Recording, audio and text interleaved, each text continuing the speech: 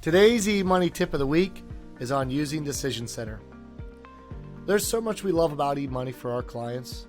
One of the best parts about eMoney is the client portal. We love using Next Steps, which we've done a video on, and we love how the Base Facts runs a client through their financial plan basics quickly and easily that they can understand. But we believe that one of the things that eMoney does really well is Decision Center. We believe this is where clients, they value the interaction the most and where they take away the most. And so what I want to show you is just the basics of how we position Decision Center. And a lot of our other tips of the week, we talk about how to use techniques versus advanced techniques, how to create alternatives, and use different scenarios. But we're going to assume you've already watched those videos. If you have questions, you can go back and find those on our website. So when we sit in front of a client and we've gone through the base facts in a meeting, which we do every single meeting, we want to go and run through this and say, is this correct? Is your financial priorities correct? Is your goals correct? Is this still your net worth? Is this still your income? Still the expenses? Explain how the expenses are broken up between living expenses and education expenses and liability, insurance and taxes are all separate. We come in and we click on plans, and that's when we go to Decision Center. And what I really love to do in Decision Center is as soon as I get in here, I always want to be in base facts. I automatically go to Monte Carlo, and I automatically go to Monte Carlo summary. Now we do use asset spread and longevity risk, and we'll actually do another tip on longevity risk and how we use it with clients. But this is where we want to start out. And in this particular client, we'd say, Mr. and Mrs. Client, you have an 88% probability of success of reaching your goals. Now, 88% probability of success, most people don't understand what that means. So we have a conversation about it, and we talk about just because the weatherman said there's an 88% chance of rain today, doesn't mean it rains. It means the probabilities say that 88% of all the times that they said that on those type of days, they should theoretically be correct. But we don't even get too deep into that with the right client. We spend it down to here. We say 0 to 69% is red. I like to call it, and I'm a person of faith, so I call it the come to Jesus moment. You gotta pray for a miracle. Down here in yellow means you can do it, but as a certified financial planning professional, I wouldn't recommend it. 82% and above, we can say that you have a pretty fair chance of meeting your goals. But you ultimately as a client have to decide how much risk you want to take. The only way to get that green to go up is to change decisions in your life. You can spend less money, and that's going to help that to go up. Maybe you can save more, and that could help that to go up. Maybe you could delay your goals, and that could help that to go up because it gives it more time. But ultimately, you got to decide how much you want to take. One of the other things we like to talk to our clients about is we believe once you get to 90%, that's a high probability of success. And we'll explain to clients the way math works. Whatever we throw at it, it's typically going to stay in the green. Obviously, we can throw a lot of things at it. But the basics we like to throw at it, increasing expenses by 15%, maybe a major market downturn, in addition to what Monte Carlo is testing for.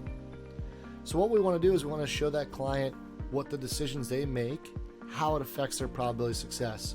So a lot of times, in the first meeting, maybe they're in red. Maybe they have to have that come to Jesus talk, and we can tell them what decisions they could make to bring them up to yellow, and even eventually into green. And we could break down how to implement those steps throughout their life. So what we love to do is we then click on alternatives. And again, if you see some other videos, we love to use alternatives as our sandbox, as our place that we play in. And we will then copy all the other scenarios. We really only use the other scenarios either to populate a report because it's our recommendations, or if we have a couple different scenarios we want to have pre-populated for a client where all the buttons are clicked on and off. So for example, we could look at what's different decisions they could make that could help them out.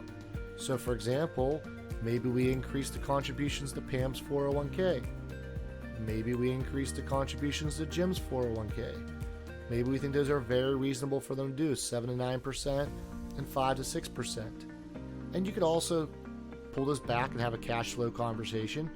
But we always love to start higher level and make a client see a path to achieving their goals. Then we can talk about how to implement that path. But we think this is such a great way to help a client make a decision, but also what could happen. So for example, what if there was a major market downturn? And so I'm showing a negative 20% at the year of retirement for Jim in this particular situation. And what that's doing is the first year is negative 20, and that's going to Monte Carlo out from that. But they can see that impact of what that's like. What if one of them were disabled? And we want to sit there and have these type of conversations with that client. We believe that if you can have these interactive conversations that turn this on and off, the clients will take stronger ownership of their financial plan. They'll understand it better. And we believe this is a great place for you to truly impact a client's life. The last thing about Decision Center on the basics is we do love this go to presentation report here.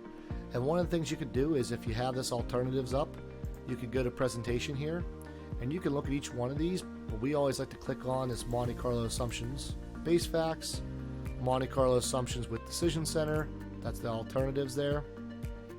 And Monte Carlo assumptions, base facts, and this Monte Carlo with Decision Center. So each one of these ones that you go and turn these on are going to create a really great, easy to read report that the client can use. So we're just going to go download and archive the PDF. And now it's available for that client inside of their vault. So we'll actually go in the vault and make sure we share that with the client. If you don't click share, depending on which version of eMoney you have, it's not going to automatically share that. But now that gives the client something they can have to take away. It also helps us to remember the conversations we had with the client in that particular day.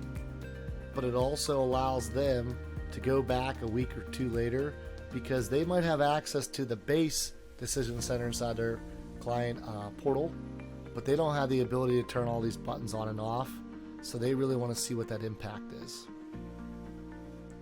And now I'm going to pull up this report. It did download it on a PDF on my computer. And in addition to that, it will be in that client's vault. And you can see right down here, I'm just going to skip ahead just to illustrate, and you can go through this table of contents with the client if you want to. But I want to make sure that I'm showing you where we utilize this report. Is right here. You can see the 88%. And you can see the difference between the two of them. I don't have a button on, so they're both showing 88%. But it would show what the difference is and why there's a difference. So it's a great way for that client to take that away. You could also use goal planner show side by side, but we really believe we want to stay away from goals-based planning with our clients, or we'd be using foundational planning. We want to stay in cash flow, but we want to make it easy for a client to see. We hope this tip helped educate and empower you to do more plans for your clients so that you can impact more lives through financial planning. If you have some great tips we don't know about, we'd love to hear about them. If you have a better way of doing what we just showed you, we'd love to hear about that because we are a noble profession and together we can elevate the profession.